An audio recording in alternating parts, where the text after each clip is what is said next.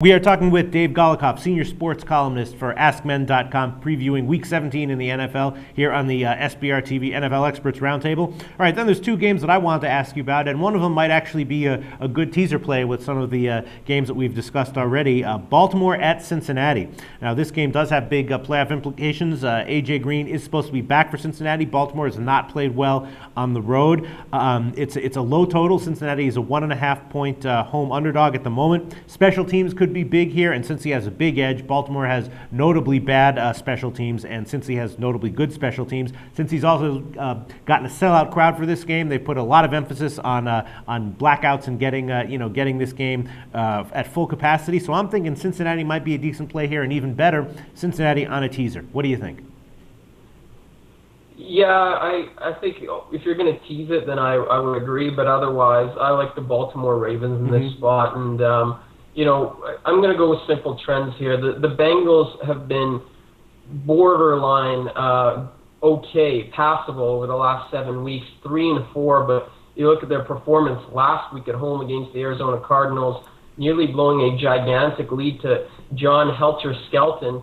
So I think the Baltimore Ravens are a big step up in competition compared to the Arizona Cardinals. And if Cincinnati puts forth another effort like that, they're going to get smacked around. If Baltimore wins this game, they get the number 2 seed in the AFC. This game means a whole lot to Baltimore. If they lose this game, if they come up with a shoddy effort like they did against the San Diego Chargers a couple of weeks ago and they lose this game, they could drop as low as 5th. Now all of a sudden we're talking about the same situations with Baltimore that they talked about last year.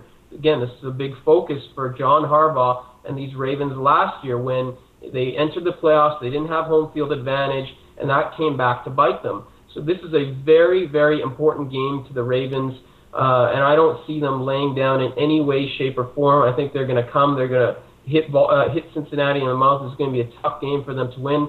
But at the end of the title, the light at the end of the tunnel is going to be a bye week, home field advantage, and as Terrell Suggs says, if that's the case, I truly believe Baltimore is going to the Super Bowl and not the Pro Bowl. So I really like Baltimore in this spot. So it actually sounds like it's a somewhat strong lean for you then. Yeah, absolutely. I do like the Ravens here. I can't trust these Bengals. Again, we talk about one thing that's often highlighted with rookies in the NFL is just that the season is so long, and a lot of them don't have this endurance to kind of finish that last quarter stretch, I want to say quarter of the season.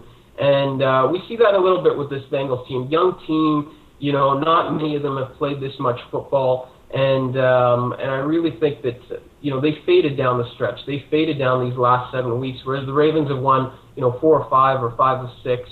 And they come into this game with momentum and plenty on the line.